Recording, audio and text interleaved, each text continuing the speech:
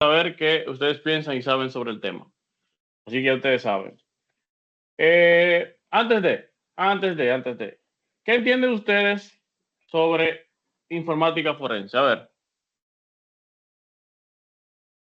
¿qué es el análisis forense? ¿Qué es la forense? Sentido general. Randy, Los vestigios que quedan luego de un ataque. totalmente. Domingo, Eh, la informática forense es la que se encarga de buscar e investigar los registros, o sea, todo lo que se puede investigar sobre algo que ocurrió o pasó en una red o en un sistema informático. excelente, claro que sí. ¿Alguien más? Bien. Mejor explicación no pudieron dar nuestros compañeros. Bien. Entonces, el material que vamos a ver hoy va a ser tanto de análisis forense como de informática forense. En algunos casos, ustedes quizá lo vean desde un punto más judicial y policial, pero es básicamente lo mismo, es el mismo concepto y la misma dimensión de lo que vamos a ver. Bien, uso esta presentación con un poquito de matiz policial, pero es porque también toco con ella temas en otras sesiones que son más enfocados en la criminología, pero es básicamente lo mismo. ¿Por qué? Porque la forense, la informática forense o el análisis forense a nivel informático es una rama de las ciencias forenses que, como bien dijeron nuestros compañeros, tiene que ver con los vestigios de cosas que pasaron en un sistema informático o en algún sistema como tal. Bien, porque no solamente informático, informática forense permea tanto lo que es una computadora, un sitio web, una red social, una memoria USB, un dispositivo móvil como una tableta, un celular, un simple disco duro. Todo eso se le puede aplicar procedimientos forenses. Entonces, es una rama de la forense porque, como bien, la ciencia forense en general tiene muchos aspectos. Hay forense criminológico en cuanto a, qué sé yo, el cuerpo humano. Por eso ustedes ven que el INACIF, como institución nacional, que es el Instituto Nacional de Ciencias Forenses, no solamente tiene que ver con temas forenses de cuerpos, de crímenes a nivel personal, sino que también permea a la parte digital de informática. Bien, entonces por eso es que estamos hablando de lo que es forense en general. Y que la informática forense como tal, pues es una rama de ella. Bien, entonces, la informática forense es una disciplina de las ciencias forenses que, considerando las tareas propias asociadas con la evidencia, procura descubrir e interpretar la información en los medios informáticos para establecer los hechos y formular las hipótesis relacionadas con el caso.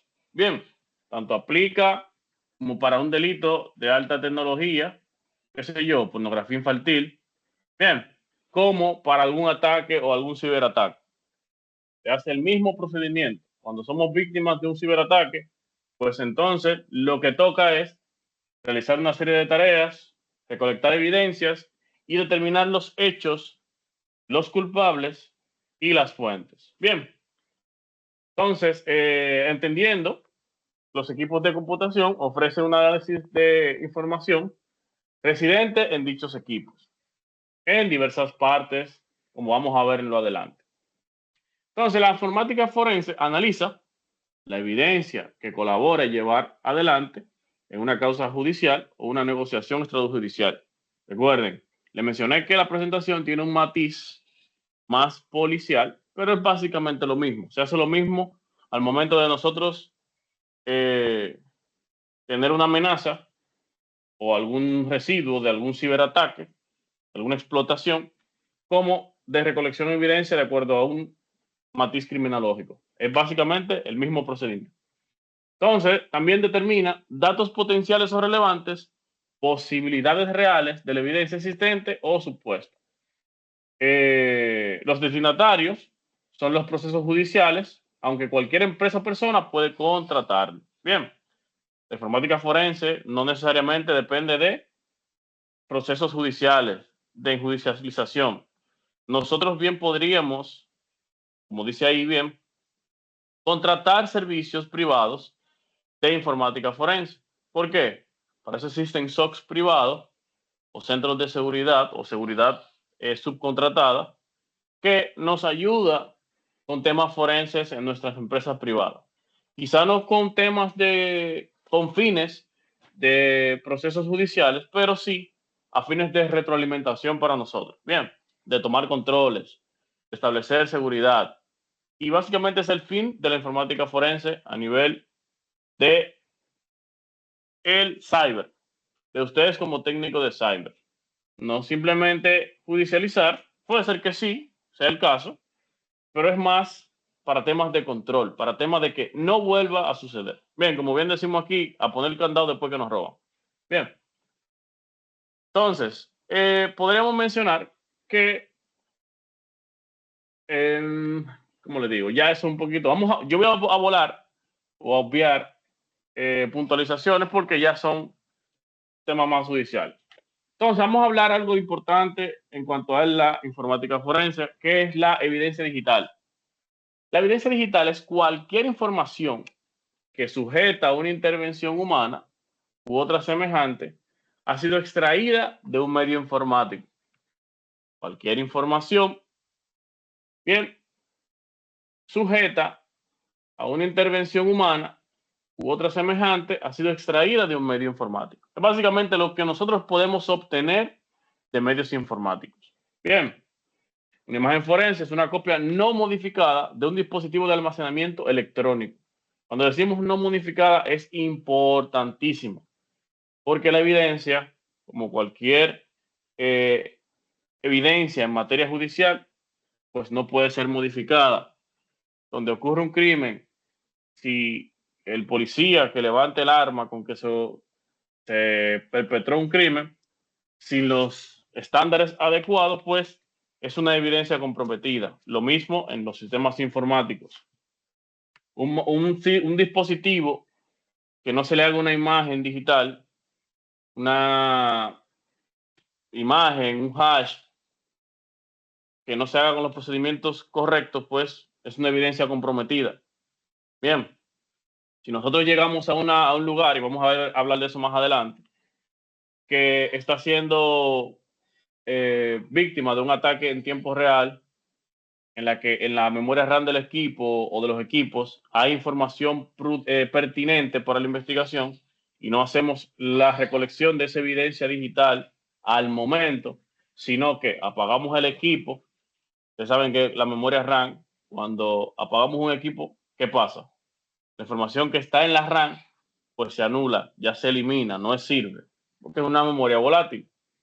Entonces, cuando no hacemos ese procedimiento correctamente, pues estamos rompiendo lo que es la integridad de la evidencia digital.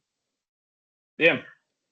Entonces, características de la evidencia digital. Pues puede ser volátil, puede ser anónima, puede ser duplicable, alterable y modificable, y puede ser eliminable. Bien, así que con la evidencia digital hay que tomar medidas pertinentes, porque todas estas características pueden permearla. Bien. Entonces, un tema importante, ya lo hemos mencionado anteriormente, son las sumas de verificación o los hash. A ver, ¿quién recuerda antes de qué son las sumas de verificación? ¿Qué hemos hablado del hash? ¿Quién recuerda que hemos hablado anteriormente del hash? De hecho, cuando estuvimos viendo auditoría, estuvimos hablando un poco del hash. Hello. ¿Sí me escuchan? ¿Se escucha lo que estoy conversando? Posi. Jonathan, ¿qué recuerdas? ¿Qué recuerdas del hashing? A ver, Randy. Adelante, Randy. Vendría siendo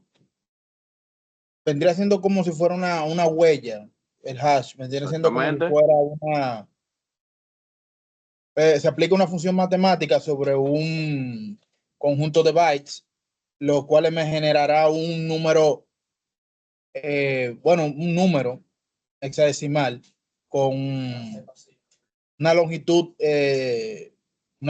única. Sí, es así. Domín. Son caracteres de longitud única que no varían. ¿Ya? Ok. Bien, haciendo un mix entre lo que ustedes mencionaron, el hash es básicamente la huella digital de un archivo, independientemente sea de un bytes o de 30 terabytes, da una cadena de caracteres fijas, caracteres alfanuméricos de tamaño fijo, porque el hash es básicamente la huella digital de un archivo.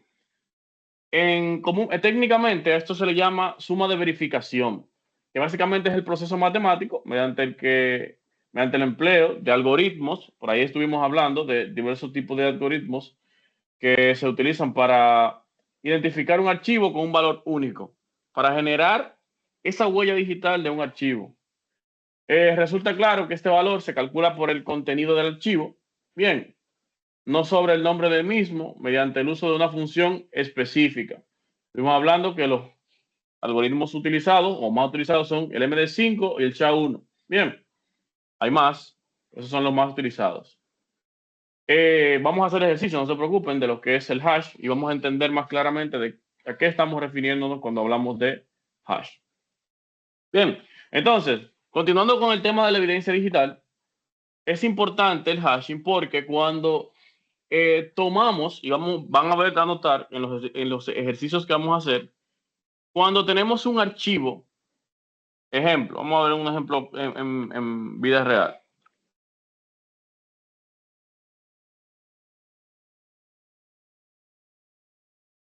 Les voy a mostrar algo.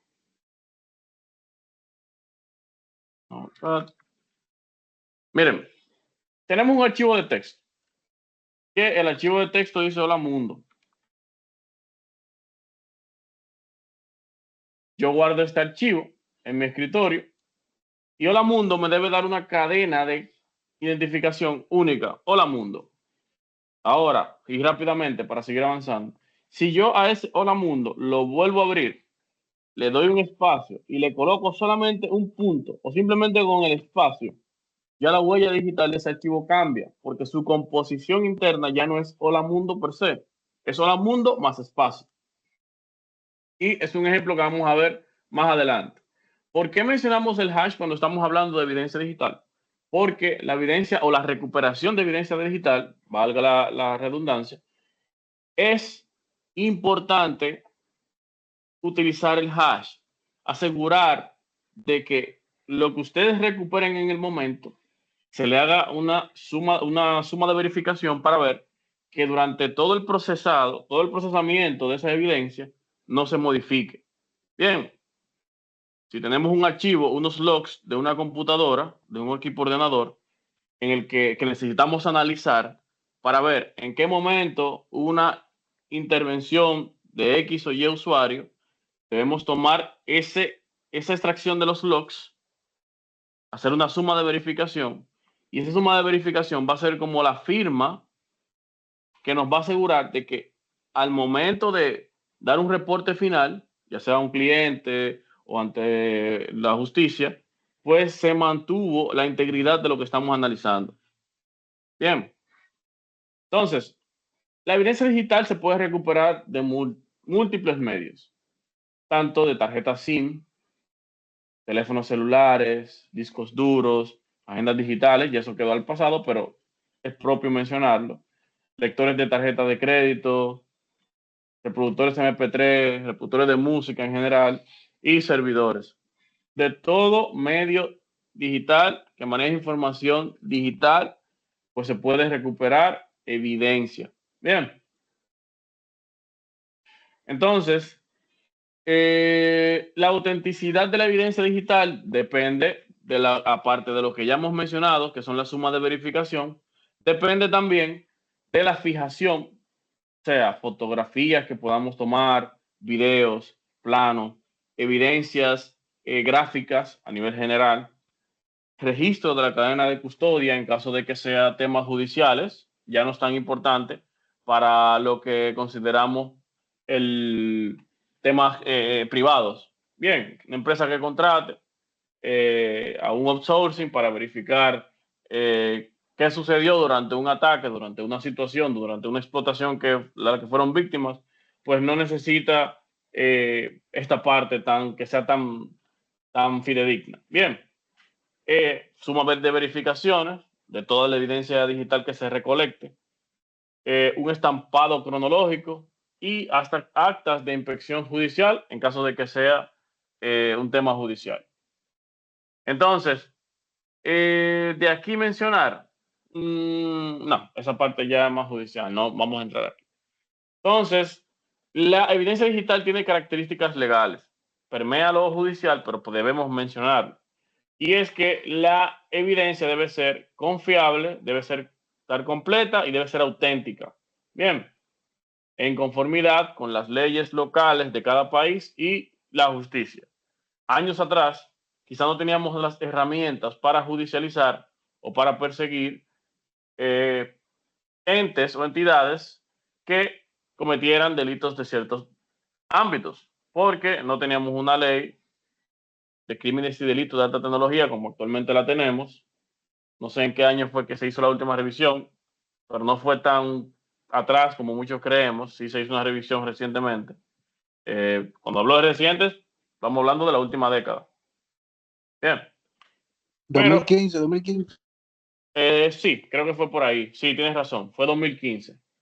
Entonces, en el 2010, por ejemplo, no teníamos la forma de judicializar. Por ende, una persona que, qué sé yo, que se le haya demostrado o que se le pueda demostrar técnicamente, nosotros como forenses, de que cometió un delito de clonación de tarjeta, de que perpetró robo de información o suplantación de identidad, pues no teníamos las herramientas para judicializar. Ya sí.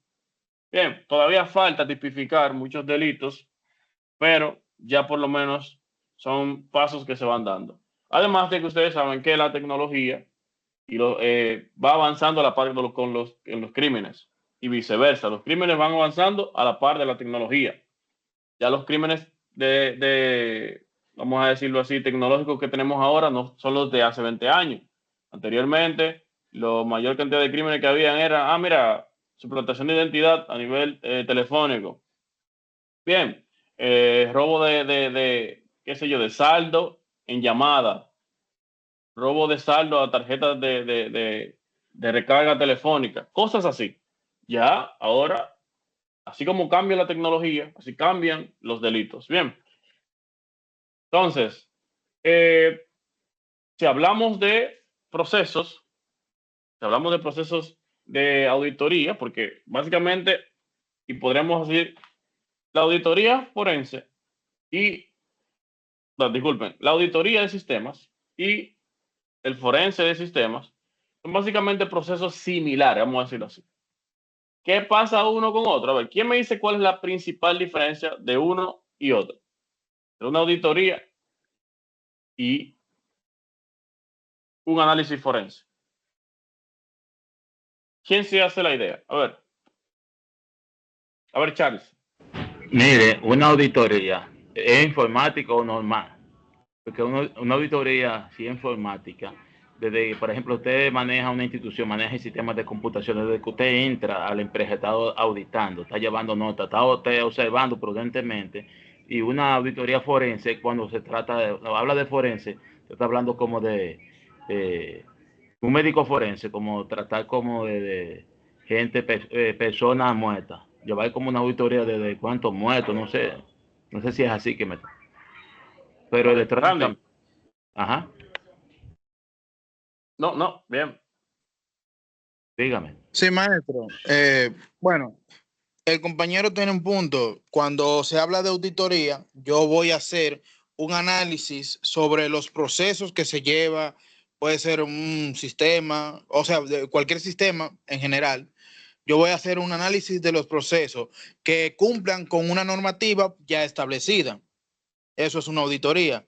Un análisis forense es cuando ocurre cuando ocurre una novedad o un problema, una situación, se hace para recoger los vestigios de por qué ocurrió eso y se puede tomar como medida para postular nuevas medidas para crear auditorías, para que no vuelva a ocurrir. Sí. Karen.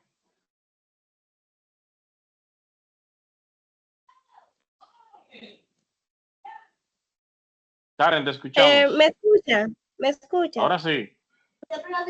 Yo voy de la mano con lo que dice el compañero anterior, que una auditoría es, podríamos decir, investigar y obtener evidencias claras, podríamos decir, objetiva y legalmente. Bueno, era eso. Ok. A ver, Jonathan. Bueno, maestro, ya los chicos hablaron todo, pero, ¿cómo le digo? Básicamente, la auditoría es, vamos a decir que ya tenemos una información X plasmada y guardada. Y ya hablamos de forense, si esa información se ve afectada por un fraude o por X o por Y. Básicamente esa es la diferencia. Bien, vamos a decirlo así. Entonces, señores, miren, hablando lógicamente en el contexto informático. Estamos en el contexto informático. Cuando nosotros auditamos, estamos viendo cómo podríamos penetrar en un sistema, cómo se podrían infiltrar en un sistema, cómo podríamos ingresar en un sistema. Bien, no ha sucedido ningún evento, simplemente estamos buscando la forma de ver si algo es seguro. Ya cuando hacemos forense, estamos auditando, pero ya sobre un escenario donde ha ocurrido, donde ya han penetrado al sistema, donde ya ha ocurrido un hecho, un fenómeno que yo debo analizar. Entonces, hubo un caso. Exactamente, entonces ustedes van a ver que durante el proceso, hablando, bueno, de hecho, la suma de verificación se hace tanto en auditorías como en forenses. ¿Por qué? Herramientas, vamos a decirlo así, son transversales en ambos procesos, en ambos procedimientos, vamos a decirlo así. Denme un segundito, señores, no se me vayan.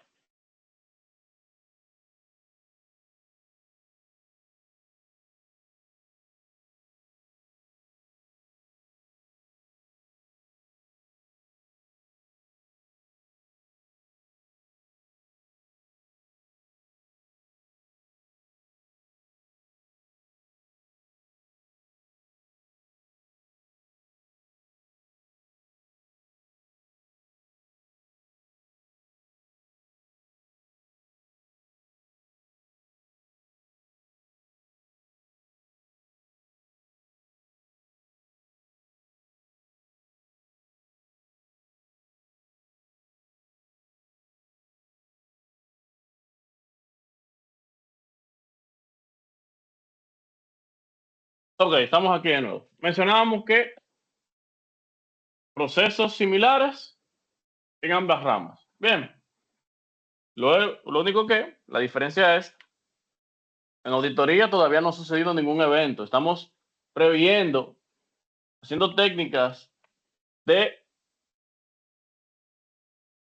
podríamos penetrar. Bien. ¿Me escuchan? Sí. Sí, positivo. Excelente. Entonces, hablando un poquito, vamos a ver la institución que rige los procedimientos.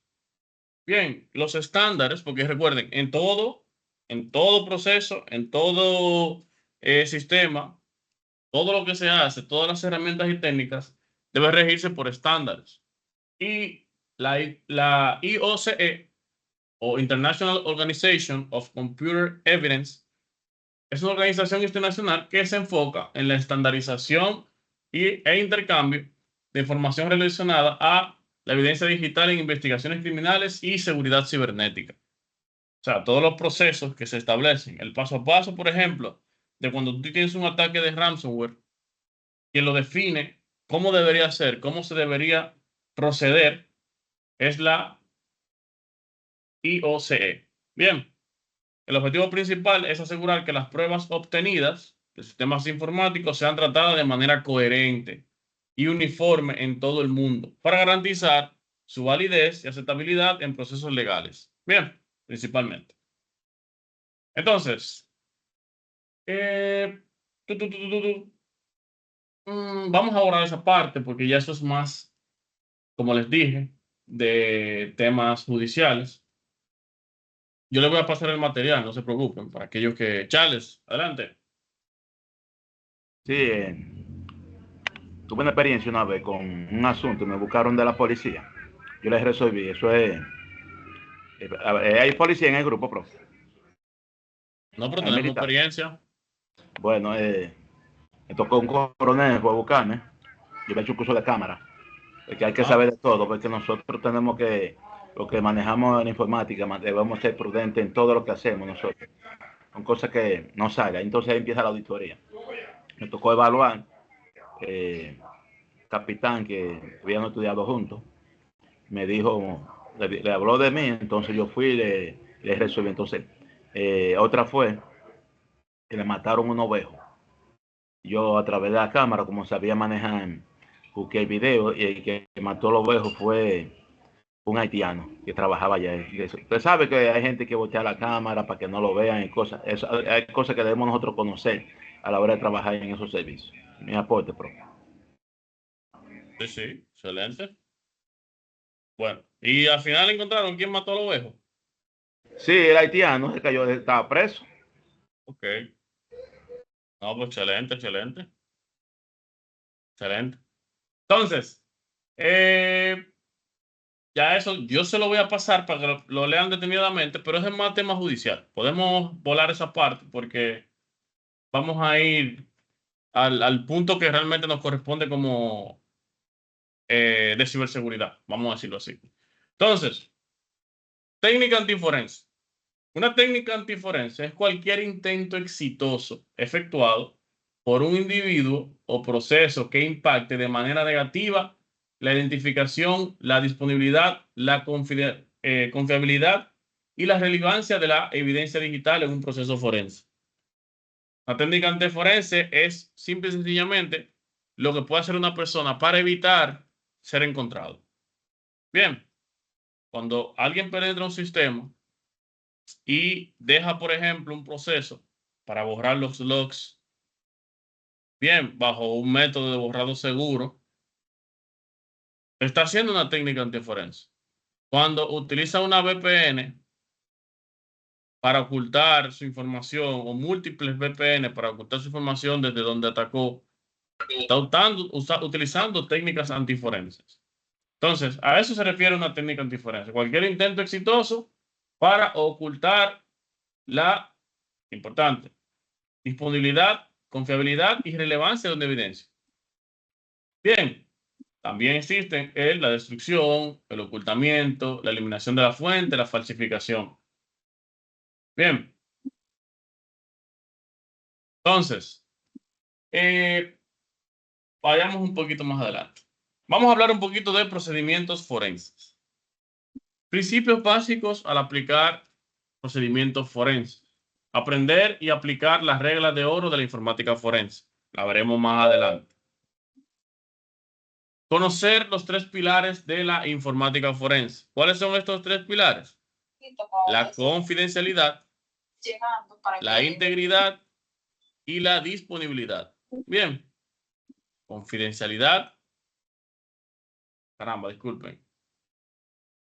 Confidencialidad, integridad y la disponibilidad. La A es availability del inglés. Bien. Estos son los tres pilares de la informática forense. La información debe ser o estar todo el tiempo intacta. Entonces, siempre es preparar el equipo de herramientas para el tema de una respuesta a incidentes. El cuarto sería usar guantes de látex, pulseras, bolsas antiestáticas, documentos rotulados. Y esos son procedimientos básicos prácticos de cuando vamos a obtener evidencia digital. Y es más de protección. No sé, de aquí, ¿qué no podrían conocer? Pulseras y bolsas antiestáticas. Y quizá lo han visto, pero nunca lo han tenido en mente. Donde vienen los discos duros, ¿ustedes se han fijado dónde vienen los discos duros? O algunas memorias, que es una bolsa o rosada, transparente, o gris. Esas son bolsas antiestáticas. La estática, la energía estática, es el enemigo de muchos aparatos electrónicos. Entonces, esas son bolsas que ayudan a evitar la estática. Randy. Maestro, también hay que tener en cuenta que muchas veces, y más cuando son equipos comprometidos, es bueno no moverlos, porque puede tener alguna contramedida para eliminar información si este se inclina o si este se moviliza. Algunos dispositivos. Sí, disculpa, Randy. Sí, tienes razón. Y lo vamos a ver más adelante. De hecho, parte de lo que describe estas técnicas y de las medidas que se toman, así como tú dices, es para preservar y para evitar técnicas antiforenses, por decirlo así. Bien, y vamos a verlo. Y quinto principio, identificar y fijar la evidencia digital.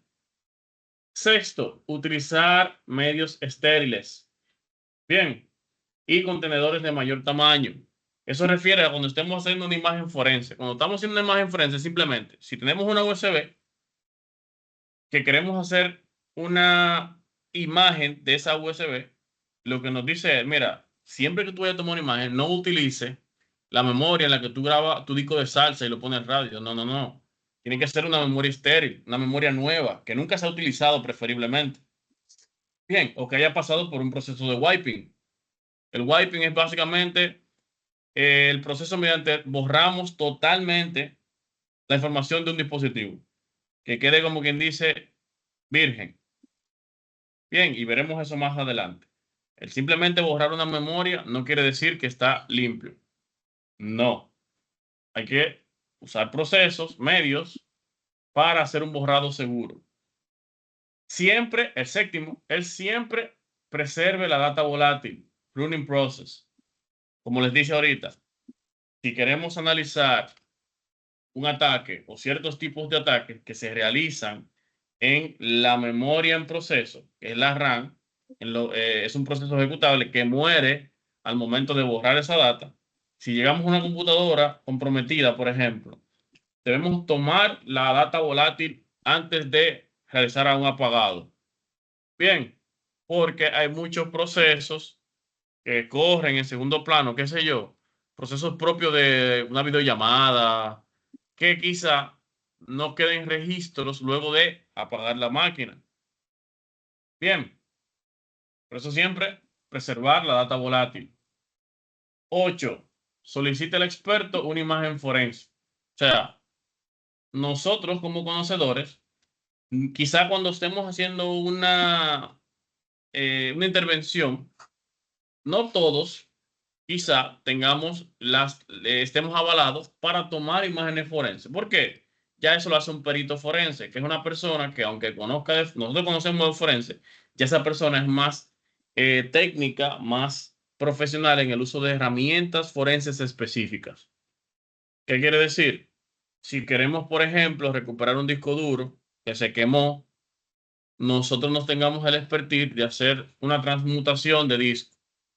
Y en pocas palabras, un disco duro de eso normal, 3.5, de lo grandecito, que usan las máquinas de escritorio generalmente, o que usaban, ya está en proceso de desfasamiento. Está quedando atrás, de disco. Ese disco, que ustedes quizá le den mucho golpe, lo quemen, lo aplasten, puede ser que se pueda salvar. Si los discos están en buen estado y solamente es el mecanismo externo, lo que hay personas especializadas en ese disco, sacarlo e insertarlo en una nueva carcasa, nuevos lectores para tratar de recuperar la data. Un procedimiento como ese, aunque nosotros sepamos cuáles son todos esos procedimientos y aplicar la mayoría de principios, ese procedimiento en específico debe ser una persona especializada, un perito forense. Bien, especializado en esa técnica. Entonces, un noveno principio es registrar siempre los valores de hash de los archivos y dispositivos que estemos trabajando en sentido general. Bien. Y décimo, recordar que lo que no está escrito nunca ocurrió. Si usted no tiene algo escrito, documentado de lo que usted encontró, pues nunca ocurrió. Bien. Y eso es súper importante. Entonces, continuando, las reglas de oro que estuvimos mencionando, que es el primer principio, las 3 reglas de oro de la informática forense es: proteja la evidencia digital, número 1. Número 2, proteja la evidencia digital. Y número 3, proteja la evidencia digital. El fin de la informática forense, de los análisis forenses, es obtener evidencia digital. Es excelente por excelencia. Esa es la materia prima. Entonces, regla de oro. Las reglas de oro son: proteja la evidencia digital al cubo. Bien. Entonces, aplicar también los 3 pilares de la seguridad informática. Bien, que es básicamente el segundo principio: confidencialidad, integridad y disponibilidad. Confidencialidad refiere a que no tenga acceso quien no deba ver la información. Si una persona, durante el proceso de auditoría forense, no tiene autorización de ver una información X porque puede comprometerla en cuanto a confidencialidad, pues no se puede. Bien, integridad. No se debe modificar durante el proceso nada de lo que estamos evaluando. Y la disponibilidad: puede acceder en cualquier momento del proceso. La evidencia debe estar todo el tiempo disponible. Bien, esto se logra, estos 3 elementos se logran con técnicas. Primera de ellas, el hash o suma de verificación.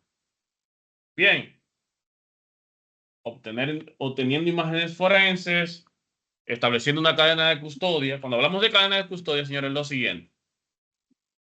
Ejemplo, en el caso de, vamos a ver 2 escenarios. Primer escenario, en el caso de un ataque.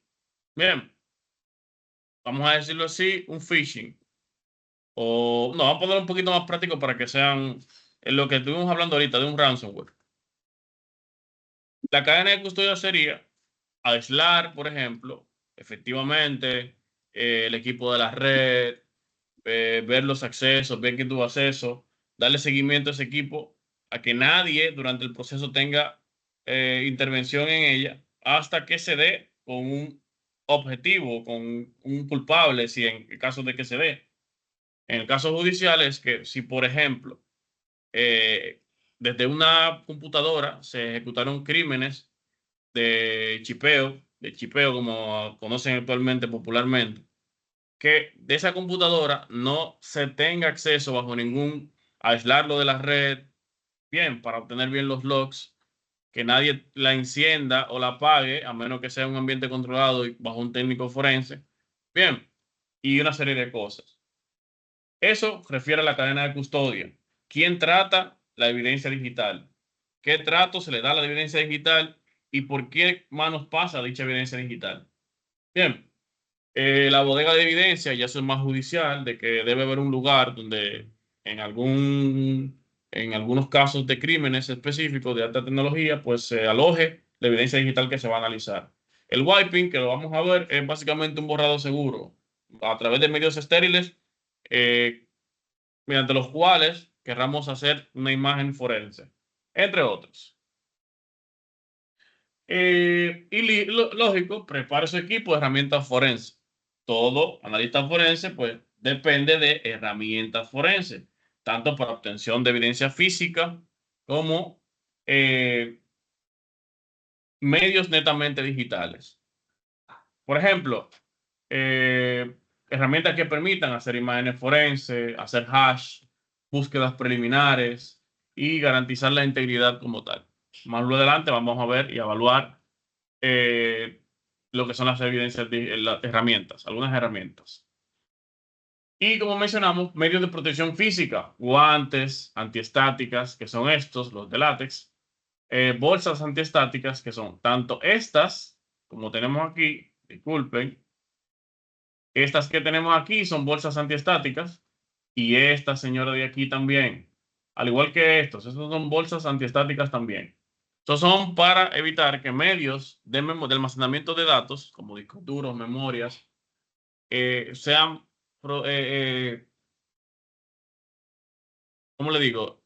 los afecten medios estáticos. Bien, la estática es energía que se crea mediante la fricción que puede comprometer dichos dispositivos. Estas bolsas evitan que la fricción y ciertos ambientes influyan directamente en la información que se guarda. Además de pulseras antiestáticas, que son estas, que básicamente filtran de nuestro cuerpo la energía estática. Bien. Y ya lo último, lo que tenemos aquí son bolsas de recolección de evidencia. Eso es en cuanto a temas judiciales aplique. Bien. Identificar. Quinto principio era identificar y fijar la evidencia. Bien. Ver qué es evidencia y qué no. Enumerarla, sellarla y hacer un estampado cronológico de ella. El sexto, siempre preserve la data volátil. Los datos volátiles son aquellos que desaparecen cuando el sistema se apaga o se reinicia. Bien, por lo que extraer la máxima información de estos datos es importante a la hora de recopilar pruebas cuando el sistema ha sido comprometido. Eso es sumamente importante, señor. Bien, estos son los datos volátiles. Ejemplo de datos que desaparecen o pueden borrarse al momento de hacer un mal apagado, un mal manejo. Por ejemplo, procesos e historial de comandos. Ustedes saben que lo que usted tapea en un CMD, si usted cerró sesión, si usted apagó la máquina, pues desaparece. Posibles conexiones IP, apertura de puertos, sumamente importante. Ustedes ya saben, a la hora de detectar brechas, contraseñas, información de sistema y de usuario. Son datos que hay que recuperarlos al momento. Bien, no apagar y perder esa información, importante. Séptimo, utilizar medios estériles y contenedores de mayor tamaño.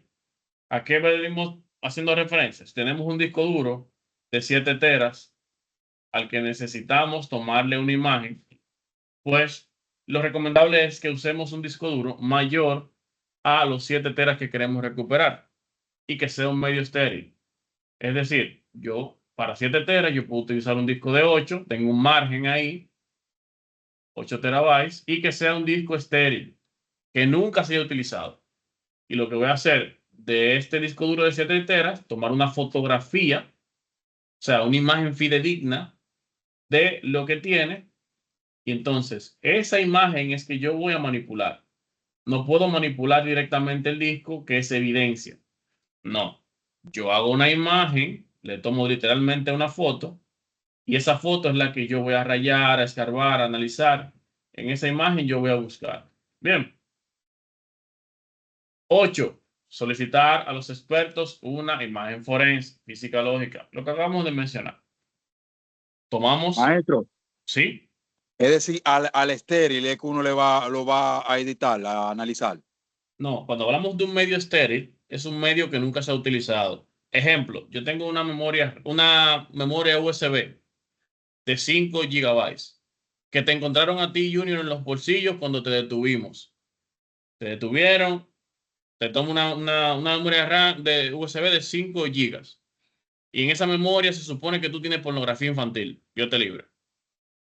Yo debo tomar esa memoria como evidencia, pero yo no analizo la información de esa memoria de una vez. Yo primero tomo esa memoria, busco una memoria, si es de 5 gigas la que tú tienes, busco una memoria de 16 gigas nueva, que la compre, por ejemplo, en algún medio, nueva totalmente. A eso que refiere con estéril, que no sea utilizada. Yo no voy a coger la memoria que yo tengo en mi carro de 16 teras, llena de bachata, llena de salsa, y voy a hacer una imagen sobre esa. No, debe ser un medio estéril, que pueda ser demostrado que a la hora de hacer esa imagen de esa memoria de 5 GB que tú tienes, pues la memoria objetivo, el medio donde se haga, sea estéril, que nunca se haya utilizado.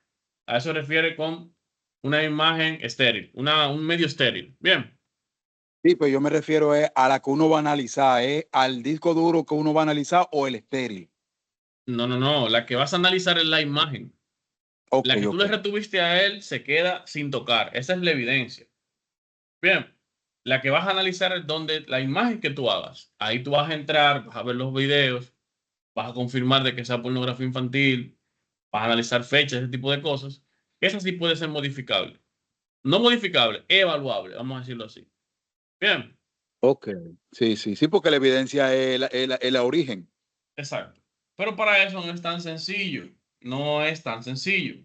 Por ejemplo, si tenemos un disco de origen sospechoso, se deben utilizar herramientas tanto de software para hacer la imagen y en caso de forense se utiliza de hecho hasta dispositivos, por ejemplo, que sean bloqueadores. ¿Qué son los bloqueadores?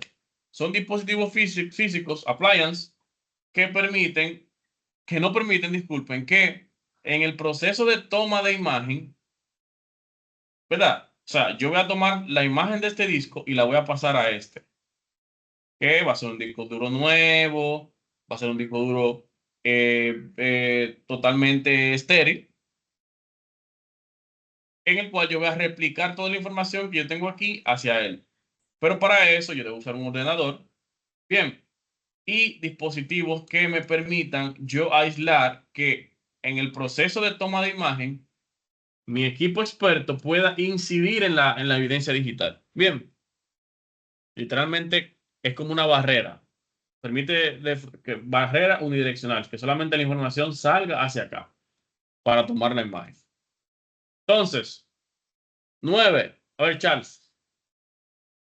Los muchachos, yo siempre veo películas tecnológicas. Vean el mecánico donde utiliza John Star, tanto utiliza un disco, cambia varios discos, donde localiza personas, por ejemplo, que es un asesino a sueldo, él utiliza la imagen para escanearla y localizar a la persona con un GPS. Vean esa película, algo parecido a lo que el profe está mostrando.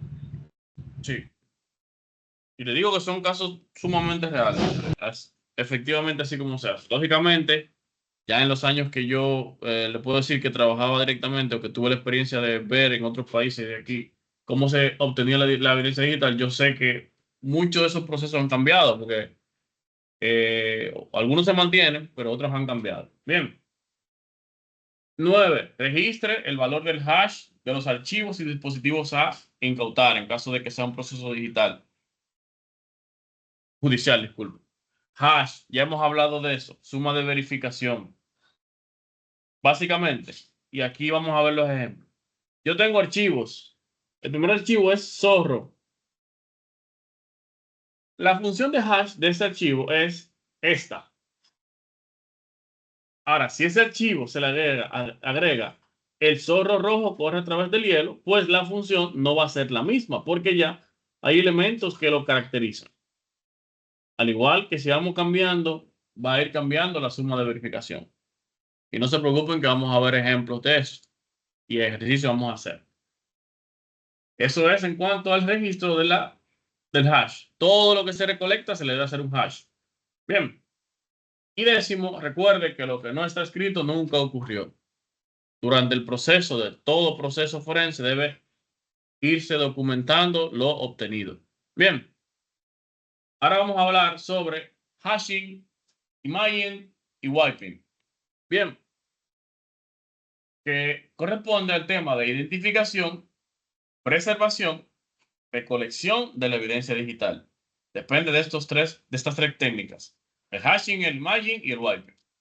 El hashing ya hemos hablado. El hashing es un proceso criptográfico que convierte una entrada de datos en una cadena fija de caracteres. Bien, no hay perdedera con eso, hemos hablado suficiente. Herramientas para hacer hashing es el MD5 Summer. Bien, vamos a hacer un ejercicio de esto y bueno, aquí básicamente describe el paso a paso que les voy a pasar. El otro proceso es el imaging. El imaging en el concepto de informática forense se refiere al proceso de crear una copia exacta o réplica bit a bit de un dispositivo de almacenamiento digital, como un disco duro, una memoria USB, un CD o cualquier otro medio de almacenamiento. Bien, esta imagen incluye todos los datos visibles y los datos ocultos, como archivos eliminados o espacios no asignados. Bien, o sea, el imaging no solamente, por ejemplo, es de los 10 teras que yo tengo ocupados de mi disco duro de 20 teras, sino que además de los 10 teras ocupados, el Imagine toma los 20 teras vacíos y los replica también. Bien. Es decir, hace una copia full de un disco duro. Por eso es, si yo tengo una evidencia en un disco de 3 teras, pero solamente de datos yo veo que tiene 2 teras, no quiere decir que yo voy a utilizar un medio de 3 teras para hacer la copia.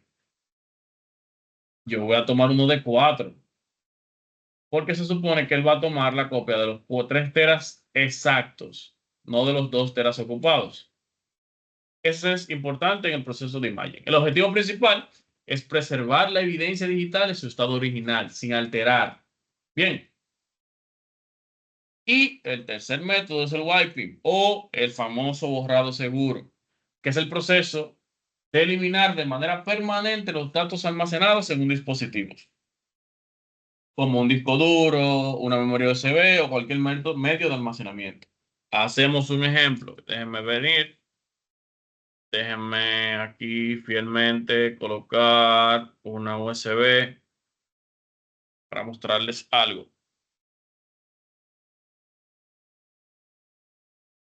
Ok. Déjenme venir aquí. Denme un segundito.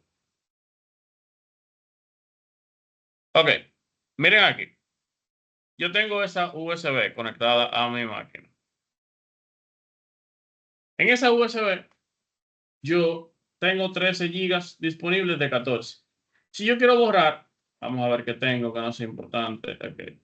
Si yo quisiera borrar, yo diera clic derecho y eliminar. Vamos a decir formatear. Si formateamos, aquí me dice, mira, tú puedes hacer un formateo rápido, formato rápido. Por defecto, Windows tiene eso cotejado cuando queremos formatear. Si le damos a iniciar, no lo voy a hacer, pero si le damos a iniciar, vamos a ver que es un proceso súper rápido. Déjame ver si puedo, a ver qué es esto, a ver si podemos hacer. Dame un segundito.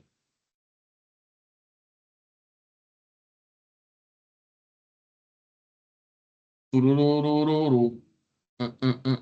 No, no puedo borrar. Pero si damos dame un segundito, déjame ver algo. Déjame Yo con poner todo. suerte. Diga. Diga.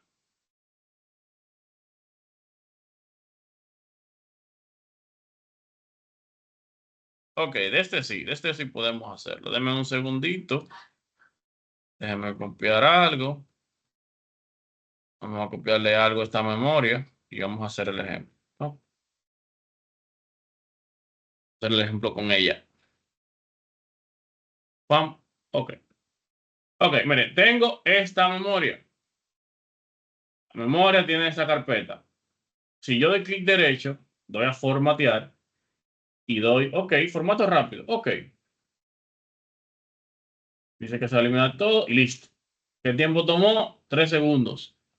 Y yo supuestamente, wow, aquí yo formateé la memoria. Ya la información se eliminó. Pues déjeme decirle que no, que la información es extremadamente recuperable en ese estado. ¿Por qué? Porque yo no hice un borrado seguro. Yo simplemente borré los registros de almacenamiento de la memoria y voy a hacerles una explicación tosca, pero para que entiendan. Disculpen como yo voy a dibujar, pero es para que entiendan algo. Imaginen esto como una tabla.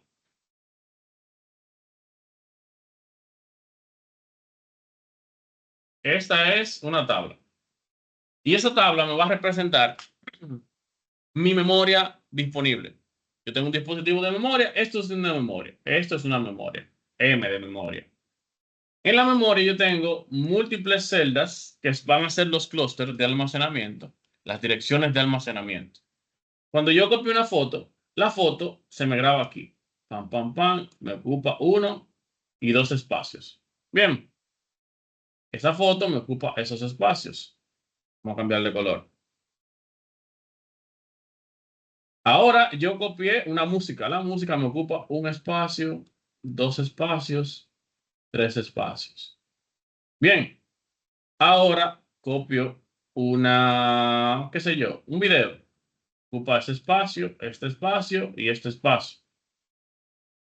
Bien, pero cuando yo lleno esos espacios, aquí hay una primera fila en el cual me va diciendo, mira, esa imagen que tú copiaste, ese video que tú copiaste está alojado de los clústeres tal a tal. Esa imagen está desde los clústeres tal a tal. Y la música está de los clústeres tal a tal. Bien, cuando nosotros hacemos un borrado rápido, como mencionamos ahora, lo que hacemos es borrar ese índice que me dice dónde tengo guardado cada cosa y mencionándome de que yo ya no tengo nada almacenado, ya yo no tengo nada, aunque realmente los datos, los bits estén alojados en los sectores. ¿Y qué pasa? Mira, ya yo borré eso seguro. Ahora cuando yo vengo, mira, ahora le voy a agregar una imagen nueva a esa memoria. Entonces lo que hace la imagen es, bueno, asume que esto está vacío y me guarda la imagen aquí y aquí y aquí. Ocupa 3. Pero detrás de eso hay una huella de que sí hubo ahí en esos 2 primeros espacios una memoria. A ver, Junior. Entonces, ¿qué sucede cuando uno hace ese formateo, verdad? Y uno, por ejemplo, si la memoria es de 4 gigas y uno le introduce, por ejemplo, una imagen o lo que sea, o vamos a poner la imagen, la memoria de 16 gigas y uno le introduce una imagen de 4 o 5 gigas, ¿ese espacio lo ocupa o lo deja en dónde? Ese espacio que se borró. Lo que estoy mencionando, vuelvo atrás. Imagínate que tú borraste el índice, borraste esto, el índice. Y el azul es la nueva imagen que voy a grabar. Lo que va a hacer la memoria es asumir que estos espacios, este y este, aunque tenga data anterior, ya el índice está borrado. Se supone que ya eso se borró. Entonces él lo va a sobreescribir, ¡pam! Y a ocupar el espacio que le tome el tamaño de la memoria. Pero realmente hay una huella detrás que puede ser recuperable. Bien, ahora, lo que hacemos con un borrado seguro es asegurarnos que no solamente se borre el índice de la memoria, sino que toda la información, clúster por clúster, sector por sector, sea borrada. Que no quede una huella en ninguno de esos que pueda ser recuperable. Bien, ejemplo, y vamos de nuevo a la memoria. Yo di clic derecho, formateo. Borrado rápido y me tomó 3 segundos borrar la data. Ahora, nuevamente voy a copiar mi información. Copié mi información. Bien, doy clic derecho, formateo. Y si quito borrado rápido, se supone que Windows me va a hacer una especie de borrado seguro. Todos esos clústeres los va a eliminar, todos esos stores los va a eliminar uno a uno. Vamos a iniciar y vemos que, mire qué tiempo se toma el proceso. Ahorita fueron 3 segundos, literalmente. Y ahora, miren qué tiempo tomará el proceso. Vamos a ver qué tiempo aproximadamente nos toma. Debo terminar el proceso para que no dañe la memoria, porque ese proceso, si lo interrumpimos realmente, puede que ser que afectemos sectores de la memoria y nos la dañe. Bien, entonces mire qué tiempo toma. Y esta memoria es de aproximadamente 16 gigas y solamente hay, qué sé yo, 5 megas ocupados. No, vamos, 200, son 200 megas ocupados, más o menos. Imagínense un disco de terabytes. Y eso, que ese borrado seguro que está haciendo ese dispositivo o mi Windows no es el más efectivo. Créanme que hay borrados seguros que duran hasta semanas. Bien, Rudy. Sí, buenas noches, profe. Adelante. Una pregunta, si yo le hago el borrado seguro a un disco duro, y yo quiero usar, yo puedo usar ese mismo disco para yo copiar, por ejemplo, una evidencia que se obtuvo de una cámara, por ejemplo. Sí, sí, totalmente, porque al disco le estás haciendo wiping, lo estás esterilizando. Es lo mismo como tú al dentista. El dentista utiliza las herramientas para revisarte los dientes y eso. Pero esas herramientas tuvieron en la boca de otra gente, quizá una hora antes que tú.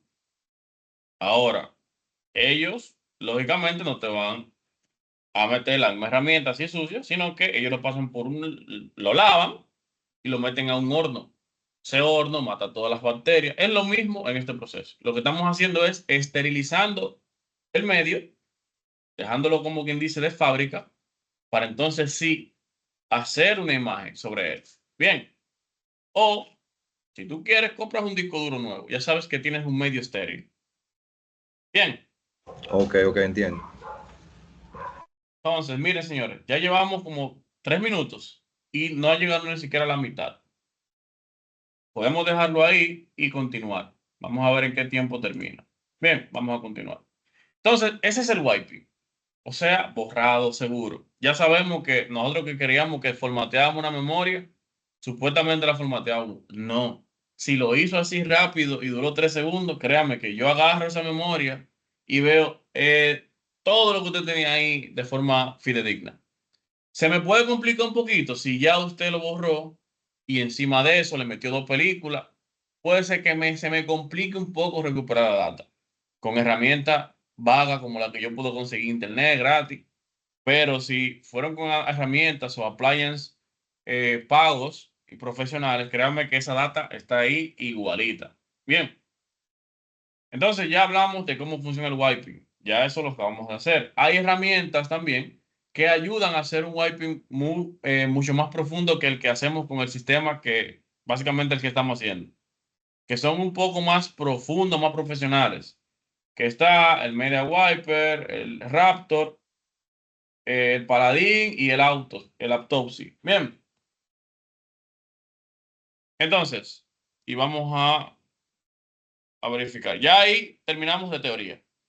Vamos a ver la práctica. Ya casi estamos llegando a la mitad con el wiping.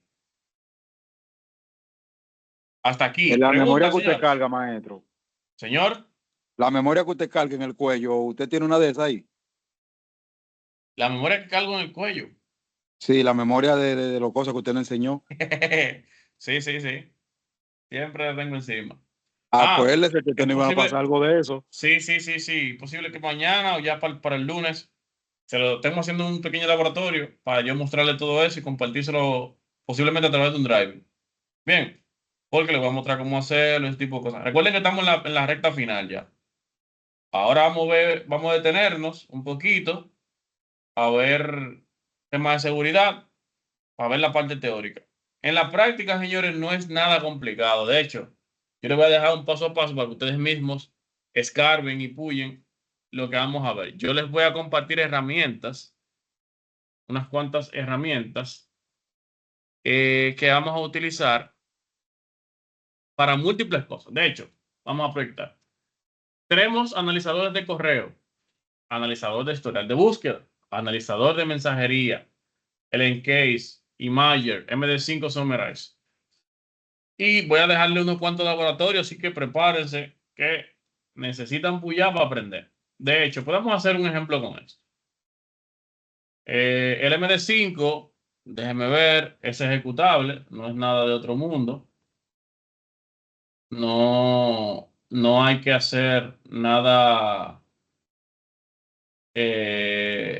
específico. Por ejemplo, si yo quiero hacer una imagen, vamos a decirle una suma de verificación, vamos a esperar que termine la memoria para luego hacer este ejemplo. Vamos a ver cómo va el proceso. Mire, ya casi terminamos. Y eso, que ustedes creían que formateando 3 segundos ya tenían una memoria formateada. Negativo. Negativo. Lo mismo pasa cuando borramos una imagen del celular. Le dimos borrar, la borramos a la papelera de que ya. Negativo, señores, que si eso se agarra y se somete a procesos forenses, va a estar fidedigna y totalmente recuperable. A menos que se le haga un wiping, créanme que esa imagen va a estar ahí. esa data va a estar ahí. Esas conversaciones van a estar ahí. Bien. Entonces, y eso es lo importante de conocer esas técnicas para evitar ¿el qué? Autosabotaje de la evidencia digital. Junior. Ok, ya que usted habló sobre el wiping, cuando uno va a formatear los Android, dicen White Factory Reset. ¿Ese funciona? Sí y no. ¿Por qué? No sé qué proceso esté corriendo detrás, pero el Factory Reset en muchos casos elimina lo que hace un borrado rápido. Bien. Créeme que para hacer un borrado seguro que no sea susceptible a herramientas forenses profesionales, no estamos hablando de herramientitas en las que vamos a hacer prueba y error. No, herramientas profesionales, créanme que es muy complicado. Vamos a ver, ya casi estamos terminando. Miren, ¿qué tiempo nos toma? Vamos aproximadamente casi 10 minutos en ese borrado seguro. Y eso que son simplemente 16 gigas. Imagínense un borrado seguro de un disco de 1 tera. Profundo. Señores, créanme que es semanas. Y listo, ahí terminó. Aproximadamente 10 minutos. Poco más, poco menos. Y ahí sí yo tengo un borrado seguro. Entonces, haciendo un ejemplo rápido, vamos a ver, qué sé yo, vamos a ver ejercicio de corrosión. Yo voy a hacer una suma de verificación de la carpeta del ejercicio de corrosión que yo les compartí. Si creamos vamos a ver, una suma de verificación de la OVA que les compartí. Bien, le damos a añadir y le damos OK. Automáticamente corrosión está procesando la suma de verificación. Está tomando la huella de ese archivo. Recuerden que la suma de verificación es literalmente una huella digital de ese archivo. Si yo a corrosión le quito el 2, veremos que ya no se va a llamar, no va a tener la misma suma de verificación. Lo vamos a ver ahora. Vamos a esperar que termine. O que caramba, debemos hacerlo con un archivo menos pesado, ¿verdad?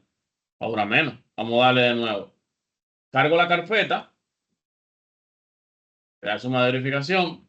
Vamos a ver el archivo, la guía que les dejé. Seleccionamos, añadimos y damos OK. Nos crea, vamos a guardarlo en el escritorio. Bien, ahora voy a ir a la carpeta corrosión. Voy a ir a la carpeta corrosión.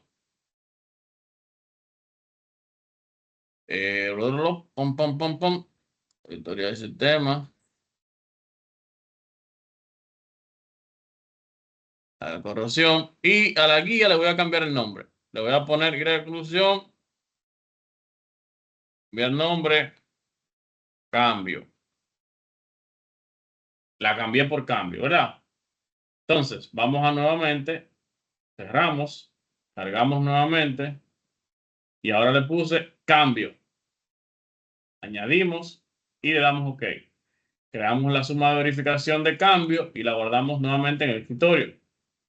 Y cerramos. Podemos cerrar MD5 Summer porque ya tomamos la suma de verificación. Entonces, vamos a abrir dos archivos. Primero, denme un segundito. Primero, abro la del archivo original. Esta es la suma de verificación de ese archivo. Una cadena de caracteres específicas. Y vamos a abrir la número 2, ya con el cambio. ¡Pam! Y colocamos aquí. Oh, disculpen, no hice ningún cambio interno. Aunque yo cambie el nombre, debo hacer un cambio interno para que pueda cambiar. Pero para que vean, nos frenamos ahí. Para que vean qué es una suma de verificación. Si yo hago una suma de verificación de un archivo de 15 teras, va a tener la misma cantidad de caracteres que este archivo, que lo que pesa es menos de 1 mega. ¿Qué varía? Que no va a ser la misma secuencia. nunca es la misma secuencia, porque los datos tienen una huella digital única, como la de nosotros, la de nuestros dedos. Ni siquiera entre cada dedo es igual, son diferentes. Bien, entonces no se preocupen que ese ejercicio lo vamos a hacer en un paso a paso que les voy a pasar. Preguntas, dudas, aclaraciones, además de otras cosas que vamos a ver. Vamos a obtener logs de un sistema, vamos a tomar la imagen de una memoria RAM, de una máquina virtual, nunca de nuestra máquina física, señores, porque la vamos a suicidar. Y no se preocupen que les voy a dejar instructivo de cada método. Preguntas, dudas, aclaraciones. Ojo, estamos viendo la parte teórica. Mañana vamos a seguir haciendo ejercicio de suma de verificaciones, de todos los procesos que estamos viendo ahora. Bien. ¿Alguna pregunta? No, todo claro. Todo bien. Todo chévere. O si no hay preguntas, pues continuemos.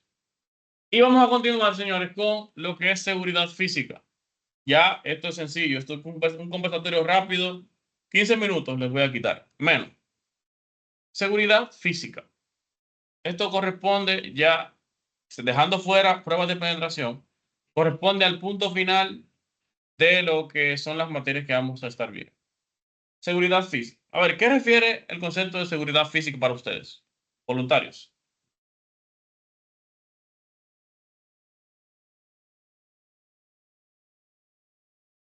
¿Nadie? Un guachimán, maestro. Oh, bueno, sí. Randy. Los 15 que me acompañan a mí. ¿Lo qué? ¿Lo qué? Los 15 que me acompañan. ¿Lo 15 de guardaespaldas? No, Oh, no, no. disculpa, no, no, no. En la morena, ¿verdad? Ah, exacto. Exactamente. Eso es La seguridad para seguridad. ti. Eficiente, Guillermo. eficiente. Guillermo. Yo diría que también en el mundo de la informática, la seguridad física pueden ser todo aquello a nivel de hardware que nosotros utilizamos. ¿Por qué? Porque hoy en día para una autenticación de 2 factores hay llaves que son de hardware. Para en el área de la criptomoneda también hay billeteras que son de hardware y eso es seguridad física también. Y Sí, claro, sí. está lo que son los guachimanes y ya una persona física. Es correctamente. Bien. Acuérdense que estuvimos definiendo un término cuando, bueno, hace unas materias atrás, que eran controles. Y definimos que los controles permeaban tanto seguridad física, seguridad electrónica, bien, tanto lo digital como lo físico, como el hardware. Seguridad física, como bien ustedes mencionaron, refiere a todo lo que tiene que ver con los controles que tomamos a nivel de hardware. La seguridad física refiere a las medidas de protección establecidas para resguardar instalaciones, equipos y personas contra amenazas físicas. Su objetivo es evitar daños o accesos no autorizados a activos críticos de una organización, garantizando la integridad, confidencialidad y disponibilidad de los recursos. Bien. Importancia de la seguridad física, pues es fundamental para proteger tanto los recursos tangibles como los intangibles, tales como información confidencial y datos de la organización. Sin una adecuada seguridad física, las medidas de seguridad lógicas pueden ser vulnerables a amenazas externas, por lo que ambas se complementan para proteger la organización y riesgos potenciales. No importa que usted tenga la configuración de controles más top del mundo, que usted su red, usted la tenga con Sandbox, con filtro DNS, filtro web, con todos los poderes del mundo, bien, y usted su IDF esté en una zona donde cualquier cliente puede ir, pasar de conectar un cable o conectarse directamente. Todo eso refiere a seguridad física. Y por ende, la seguridad física y la seguridad lógica deben complementarse, deben ir de la mano. Eso es muy, muy importante. Entonces, los propósitos y objetivos de la seguridad física incluyen prevenir acceso no autorizado, proteger el equipo e infraestructura, salvaguardar la vida de las personas, minimizar riesgo de daño o interrupciones operativas, y garantizar la continuidad de los negocios y la integridad de los datos. Siempre importante complementar una buena seguridad lógica de una seguridad física. Bien, elementos de seguridad física, ubicaciones e instalaciones. La seguridad física no solamente depende de que nosotros podamos instalar para proteger, sino dónde estemos instalados. Bien, nosotros podemos tener todos los controles del mundo de un data center, pero si el data center está a la orilla del mar y no tiene la construcción física adecuada, si donde está filtra, si donde está cuando llueve, llueve más adentro que afuera, no estamos en nada. Depende también del personal. Es importante capacitar al personal en prácticas de seguridad y en conocimientos de protocolos de control de acceso. Bien. Equipos. Asegurar los equipos críticos para evitar robos, sabotajes o daños accidentales. Cuando estamos hablando de equipo, cámaras, control de acceso, cercos eléctricos. Bien. Todo lo que lleve seguridad física, que evite que una persona ingrese a lo que estamos protegiendo. Documentación. Resguardar la documentación en áreas protegidas y limitar el acceso. Backups. Muy importante en cuanto a seguridad física. La realización de backups y la localización idónea de los backups es importante para mantener o establecer un ambiente de seguridad. Y pólizas y seguros. Algo que quizá muchos de nosotros pasemos por desapercibido. Pero una infraestructura, como cualquier otro bien, como cualquier otro activo, pues se puede asegurar. Yo estoy al 100% seguro que todos esos data centers de instituciones importantes, tanto público y privado, tienen una póliza de seguro. Bien, porque de hecho la póliza de seguro es un requisito para ciertas certificaciones. Bien. Y, importante, un plan de contingencia. Un plan de contingencia es lo que me permite, ocurrido un incidente, ocurrido un evento, un fenómeno, yo poder volver al estado anterior y seguir la continuidad de las operaciones. Factores que afectan la seguridad física. Hay factores tanto ambientales como factores humanos. Ambientales, desastres naturales, condiciones climáticas, etc. Estamos hablando de, qué sé yo, de que me cayó un rayo, me quemó dispositivos en una red de mi infraestructura. Bien, pero también hay factores humanos como negligencia, vandalismo, espionaje, entre otros. Intervención directamente intencionada. Bien. Ahora, hay criterios de éxito en la gestión de seguridad de la información. 4 que podemos mencionar. 1. Implementar políticas claras y prácticas de seguridad. 2. Capacitar continuamente al personal. 3. Monitorear y auditar los sistemas de seguridad. 4. Adaptarse a las tendencias y amenazas emergentes. Créanme que implementar seguridad física en muchas empresas, en muchos ambientes, libera a la organización de ataques súper sencillos y que son los más comunes en ambientes a nivel lógicos. Es decir, con el simple hecho de usted prohibir el acceso de dispositivos electrónicos a una organización, usted puede limitar la mayor cantidad de vectores de ataques actuales que hay. ¿En qué sentido? Una persona que viene y se encuentra una memoria en la calle e ingrese a su organización y lo conecte para ver qué tiene o para ver si está bueno. Y eso es una brecha, un vector súper amplio de ataque a su organización. Y con el simple hecho de usted limitar el acceso a dispositivos electrónicos, literalmente usted está cerrando una brecha y usted está cerrando múltiples puertas. Bien. El derecho informático es un concepto que hay que mencionar que abarca las normas legales que regulan el uso de la tecnología de la información, la protección de datos, la privacidad y la seguridad de la información. Su objetivo es garantizar el cumplimiento legal en el manejo de datos y prevención de delitos cibernéticos. Bien. Y tendencias en seguridad es la adopción de inteligencia artificial para la detección de amenazas, uso de tecnología blockchain para mejorar la seguridad de los datos, implementación de controles biométricos avanzados. Bueno, eso ya refiere a la seguridad en cuanto a controles de acceso. Ya eso de que anteriormente se utilizaban códigos o tarjetas para ingresar a ciertas áreas, ya ha ido cambiando. Ya la biometría es la llave de muchos controles de acceso, tanto de iris, de rostro, de palmas, de huellas. Ya no se confía en lo que se tiene ni en lo que se sabe, sino en lo que se es. Ustedes saben eso de la seguridad. Lo que se tiene, lo que yo uso para ingresar, una tarjeta, una llave. Bien. Lo que se sabe, un código, una contraseña. Bien. Ahora se confía en lo que se es, en lo que tú eres como persona. La huella, tu voz, tu cara, tu palma, tu iris. Nadie puede, o es muy difícil que alguien pueda replicar eso. Bien.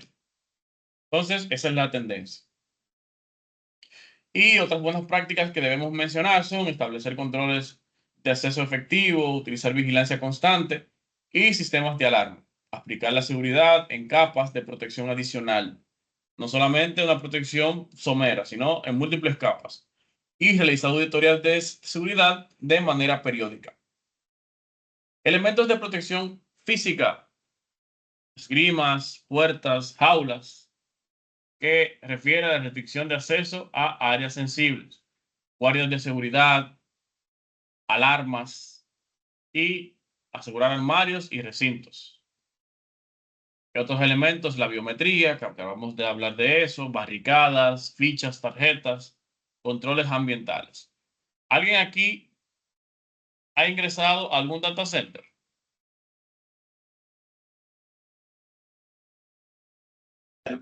Repita, maestro. ¿Alguien aquí ha ingresado a algún data center? ¿Algún centro de datos de alguna institución? A ver, Domingo. Yo entré al que estaban haciendo en la aduana, estaba en proceso de creación, pero ya estaban, o sea, ya estaban todos los gabinetes, todos los equipos de seguridad, de protección. Sí, pero ese no está funcional. De hecho, nosotros tuvimos, mi compañero y yo hicimos varios trabajos ahí en la adecuación de ese data center. Muy interesante y muy buen proyecto ese.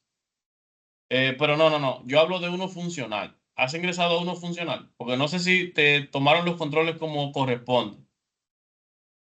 No, porque ahí todavía, o sea, como no estaba funcional, no habían controles. Sí se estaban estableciendo porque los gabinetes se abrían con huella y vaina y con contraseña, pero Sí, no, sí. todavía no tenía sistema de controles. Ok. Miren, habitualmente cuando entramos a un data center hay algo muy importante. Y es que al entrar y al salir, usted debe tanto poner hora de entrada, firma, todo el registro de que usted entró y salió. Eso es sumamente importante y es una medida de seguridad física súper importante en ese tipo de situaciones y escenarios de centro de datos. O sea, adelante. Sí, yo tengo acceso a poder entrar a la U funcional y tiene medidas de seguridad, controles de acceso biométricos y ya cuando uno entra adentro, los gabinetes tienen cerraduras con llaves. Entonces son llaves que se resguardan en lugares X y así. Es así, es así. Un Como proceso. mencionó nuestro compañero anteriormente, de hecho, en ese caso particular, los llavines de los gabinetes, de una marca muy reconocida llamada APC, ya son de hecho hasta biométricos. Bien. O sea, que tienen hasta biometría para acceder físicamente a un servidor de esos. Entonces, ¿cuánto? Otros elementos también que son correspondientes a seguridad física son pasillos fríos y calientes, que es básicamente la gestión de flujo de aire en centros de datos. No sé si ustedes han escuchado ese concepto. O sea, la temperatura no se maneja literalmente con aire de climatización, de confort, disculpe, como que nosotros tenemos en nuestra casa y como en muchos data centers hay, sino con aire de precisión que manejan estándares de pasillos fríos y calientes. También están los supresores de incendio, que lógicamente nos protege de fuego, cables de bloqueo, que básicamente es asegurar equipos contra robo. De hecho, cuando ustedes van, por ejemplo, al showroom de, o al salón de exposición de Apple, ustedes ven que todos esos equipos están ahí cuando van al TISA, claro. Pero esos equipos están anclados a una mesa con un cable de bloqueo. Están también cámaras de vigilancia, súper importante. Bien, cabe mencionar que, no, vamos a ver ahí. También tenemos detectores de movimientos y gestiones de clave. Otros también son la distribución protegida, cableado protegido, muy importante. El tipo de cableado que elijamos también define el tipo de seguridad física que elijamos. Bien, hay cables que son blindados. La fibra óptica, por ejemplo, que vamos a encontrar soterrada en las calles de Santo Domingo, no es la misma fibra óptica que yo voy a tener, qué sé yo, en el cableado estructurado de una institución internamente. Lógicamente, el cableado estructurado internamente, pues, no necesariamente tiene que ser armado. O sea, no debe tener películas de protección, pero el de la calle sí debe tener protección contra humedad, antiestática, antigolpe, un núcleo de antidoblez. Bien, todo eso. Y eso también define seguridad física. Ya elementos de protección un poquito más específicos también, podemos tener el air gap, que es básicamente un aislamiento de un medio a un medio interno. Ejemplo, curiosamente ustedes han visto en la parte trasera de un UPS, de esos UPS viejos. Los UPS viejos generalmente traían un puerto R16 creo que se llama, R9, de 9 pines, que era lo que utilizaban los teléfonos. A ver, John. Disculpe, profe, le di sin querer, pero bueno, aplicándole a eso, realmente los nuevos lo están trayendo también, un supresor de carga. Sí, algunos. Pero es básicamente, como dice John, eso aísla en algunos, qué sé yo, sistemas de comunicación y protege en cuanto a picos de corriente que puedan venir por ese medio. A grosso modo, para que entiendan todos. Randy. Pero el cableo telefónico no era los RJ11. Disculpa, sí, Para RJ11. RJ11. Sí. Es propio. Bueno, de hecho lo tenemos aquí en pantalla. Entonces, otro elemento mencionado es el man trap, que es un control de acceso para evitar intrusiones. ¿A qué refiere? Y es utilizado también en los data centers.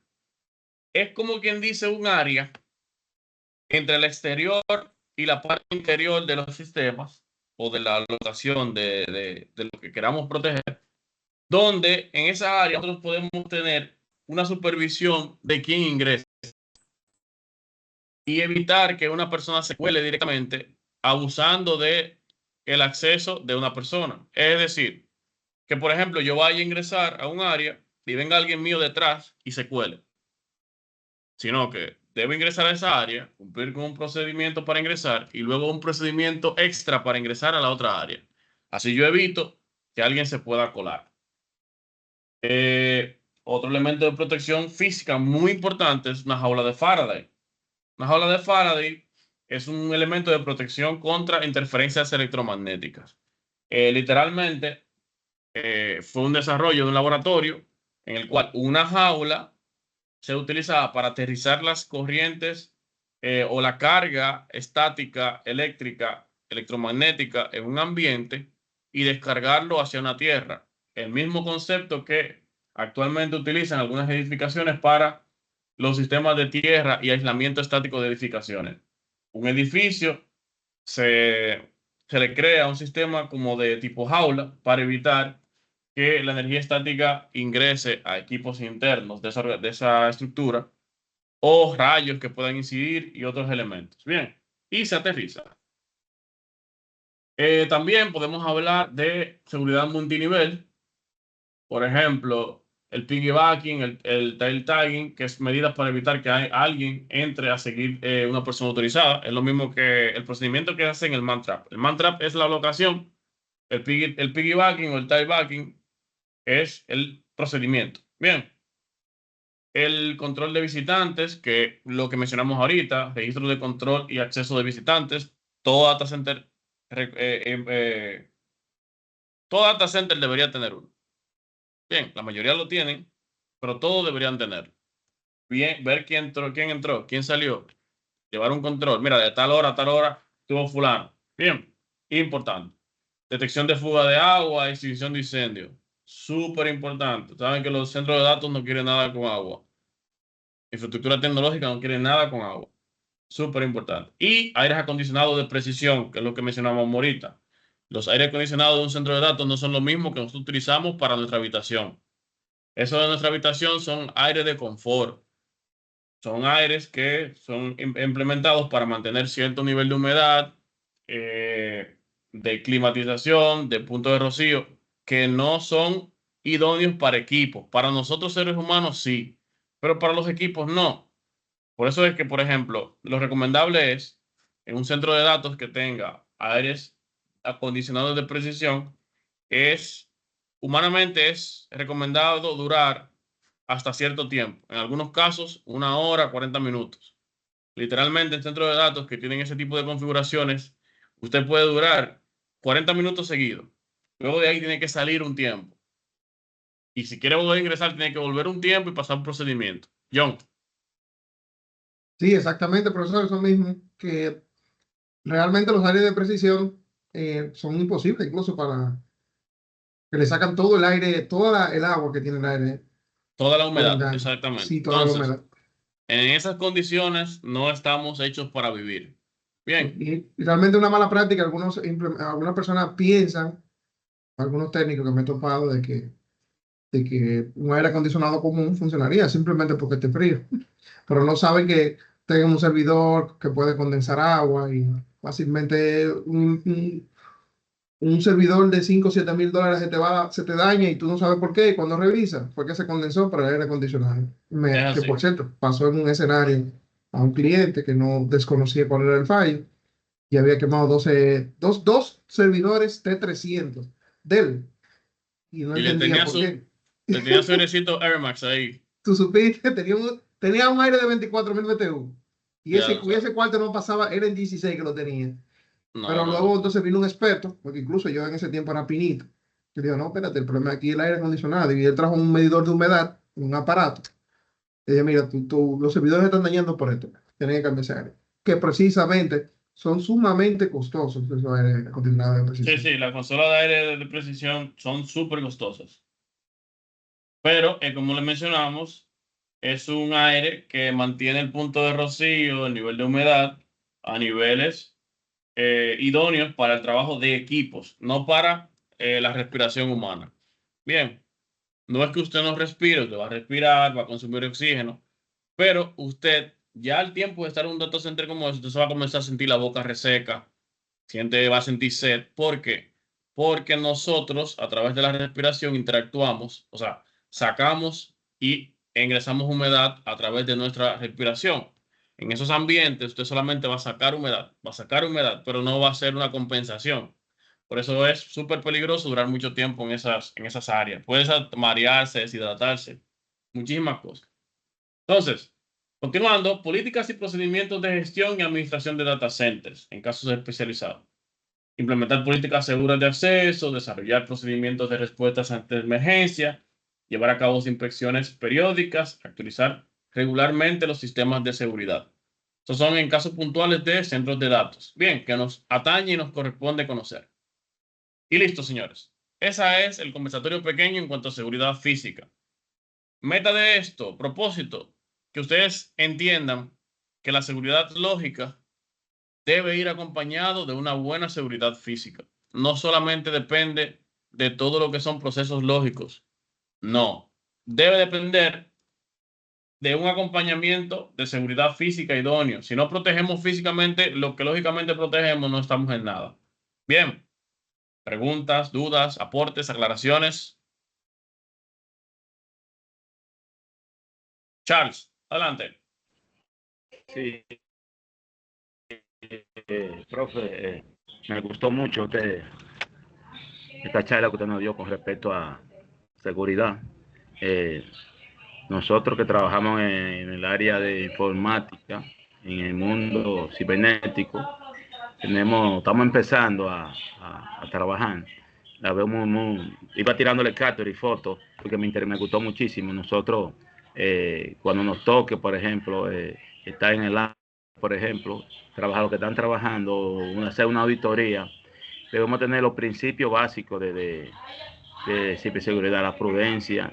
Las cosas no se comparten. Usted hace una cosa y siempre compartir con la autoridad, la máxima autoridad.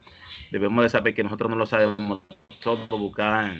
Hay alguien que sabe un chin más que nosotros y nos puede dar idea, no sabemos que nosotros lo sabemos todo, buscar soluciones, ¿me entienden? Eso es mi aporte y muchas gracias, profe. Así es. Y no te preocupes, Charlie, que ese material yo se lo voy a subir a la página. Ustedes pueden descargarlo y Está muy interesante, me gustó muchísimo, no sé nada por eso. Tenía que tomarme una pastilla porque estaba mal últimamente, entonces tenía la presión alta y yo viajando para el médico y con mi papá malo también, entonces usted sabe que todas esas cosas le afectan a uno, entonces por eso que estoy hablando así, estoy un poquito, entonces tengo que verme una pastilla, entonces después de estar concentrado ahí, me la voy a tomar ahora con el permiso de usted. No, tranquilo. Y bueno, ya estamos cerrando realmente, ya puedes ir a cenar tranquilito. Entonces, señores, mañana nos vemos. Mañana vamos a hacer unas cuantas prácticas y vamos a comenzar a hablar, por lo menos por arribita, de qué son pruebas de penetración.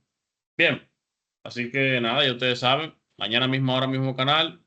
Pasen buenas noches, señores. Igual, Gracias, maestro. Bye, cuídense. Un día, hasta mañana.